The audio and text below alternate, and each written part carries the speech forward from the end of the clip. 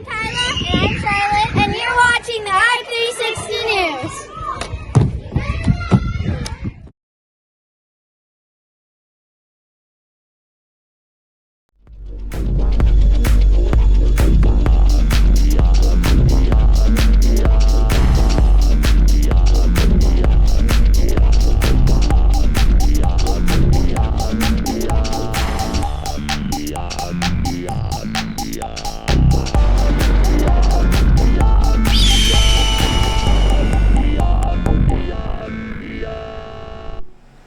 Good morning, RedHawks Nation. I'm grade 3 student Chip Rumpel, and my special guest today is my great uncle Kevin. Welcome to the news, Uncle Kevin. Thanks, Chip. I'm happy to be here on Friday, September 22nd, and it is day 2 on the school calendar. Before we begin the news, can you explain us what your job is in the school division? Sure. I'm the Indigenous Inclusion teacher for our school division. This means I will be traveling around to our schools to help teachers and staff in their efforts to bring equity and Indigenous content into everyday education. I will also help schools book time with knowledge holder Cookham Daisy, who is back to teach us once again this year. That sounds great. Can you tell us what is an important why?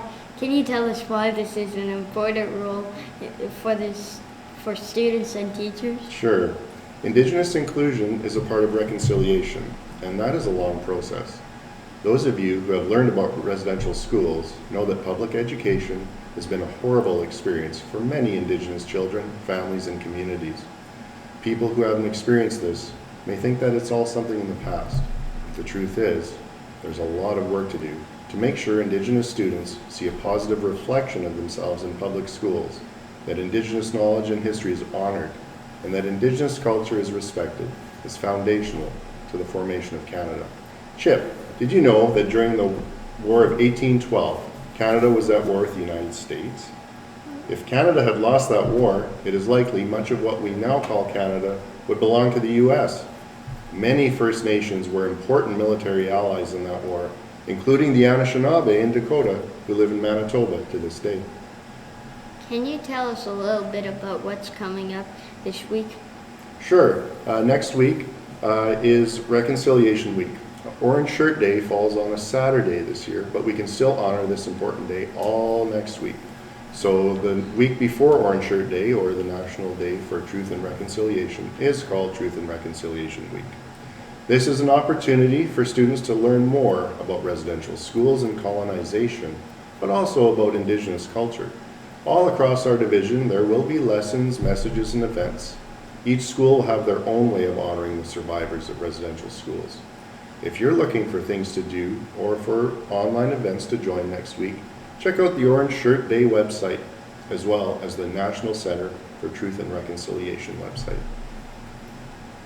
Remember, RedHawks, to wear your orange shirts next Friday. Our high school teachers and students have also been planning some activities for next week. Tune into the news for more information. And now for the news. In our lunch report, we have poutine on the menu for today. Monday in the Hawks Nest Cafe will be chicken gyros.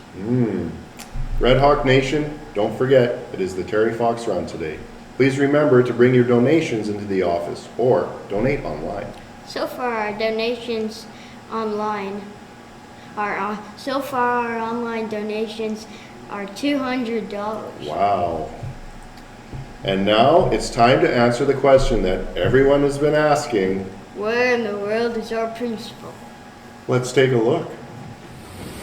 Good morning, RedHawk Nation. I am standing at one of the many waterfalls at the Ferry Pools, which is located on the Isle of Skye in Scotland.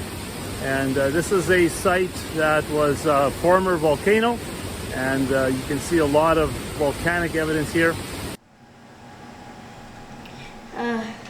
Thanks, Mr. Scharfenberg.